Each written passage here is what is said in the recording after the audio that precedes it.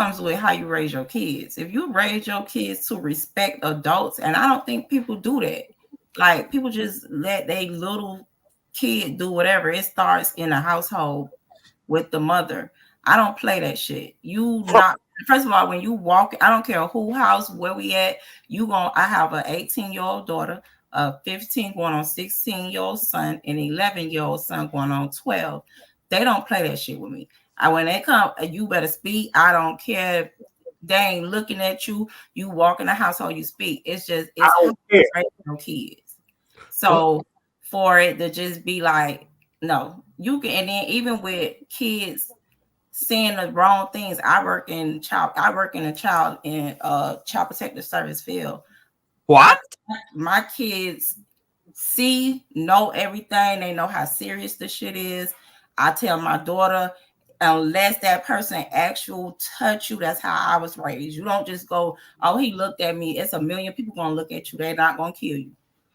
So it's how you raise your kids. So I don't. People have to learn to raise their kids properly, both male and female. But I would add to that you can raise your kids to respect adults, but a lot of kids mirror what you do. Well, not necessarily mirror, but reflect what you are. So if you're showing disrespect, they feel no need to show respect themselves. That's true.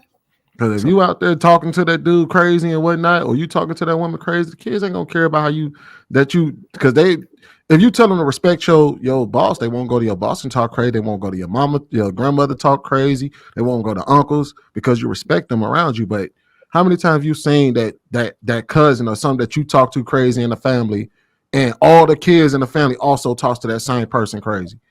But that goes to show again, when you grow up, I know in my mom household, we couldn't be around all the adults. Take your ass outside and play.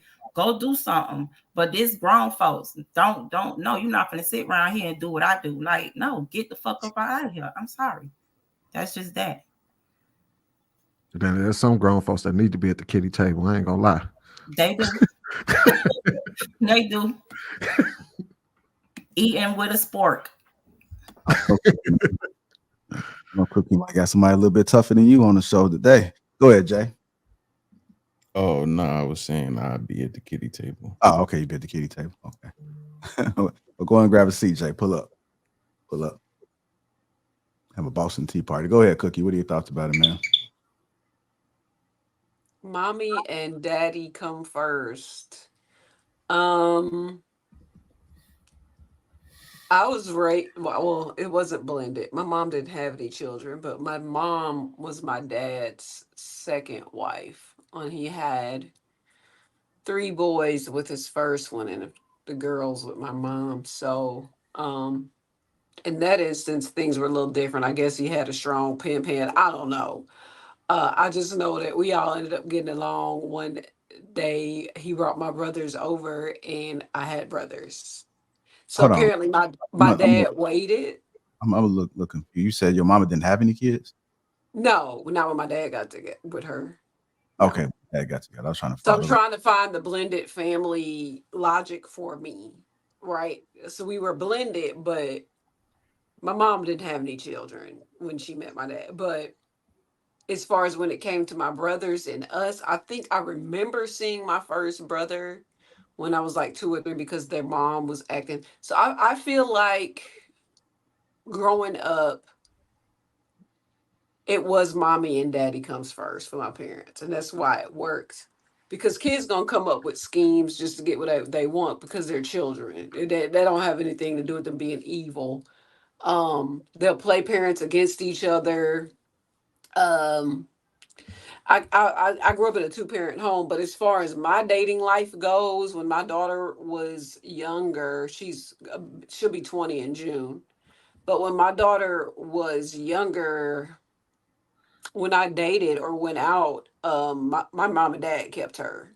So it was a thing where I get to test what I was doing. I was very, very blessed to have a strong village.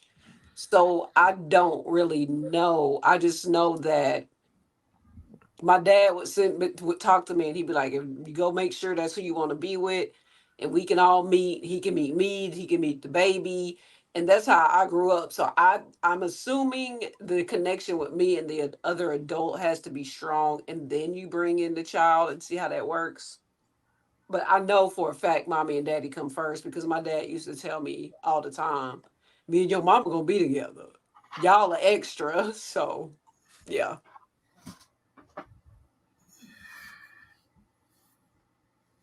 All right. I'm not laughing at you. I was about to say, was it funny? I just got some news. I'm sorry. All right. You laughing that hard. You gotta either share or say, you apologize though. It's okay. Cause I felt something. HR. Damn. God damn. Nah, go ahead. I'm Go ahead, playing. Louis. So it's been a really good build. A lot of you actually said a lot of things I was thinking about. But I wrote a few things down while everybody was talking to kind of recap, because I was thinking about the video and the premise in which the video was presented to us, right? And one of the things that struck me was, my question would be, how is the blended family coming together? Under what circumstance, right? I think when we talk about blended families, you know what I'm saying, we forget the step before that was people were actually trying to create an actual family, you know what I'm saying, with someone else, and that didn't work out or that failed for whatever reason. And now people are moving and transitioning to a blended family kind of dynamic, right? And but people don't always talk about like what does that come with? You know what I'm saying? You know, what are the principles that are instilled before you got together, right? A lot of people don't talk about like what was your living condition, like what was, you know, what kind of standard did you have with your child's father prior to you guys splitting ways, prior to you guys getting a divorce, right? Like what are those standards? What are those principles that are instilled in your child that would easily transition? Because I agree with you. There's some people that don't raise their kids right. You know what I'm saying? They don't have conversations with them. They don't sit down. They don't expose them to certain things. I think too many kids today growing up are too coddled, right? Too sheltered, too helicopter parent, right? Meanwhile, across the pond and across the world is a child that's the same age as your child that probably knows twice as much about life, because they are in constant conversations with adults that are teaching them things, you know what I'm saying, instilling things into them, boundaries, principles, respect, morals, and things of that nature, right? And when we talk about blended families, I don't understand, like, you know what I'm saying, especially within our community, right? A lot of people came up in really messed up household situations, and they didn't see the best positive outlook and what that looks like. And sort of like the whole new blended family kind of comes at almost like a shotgun approach.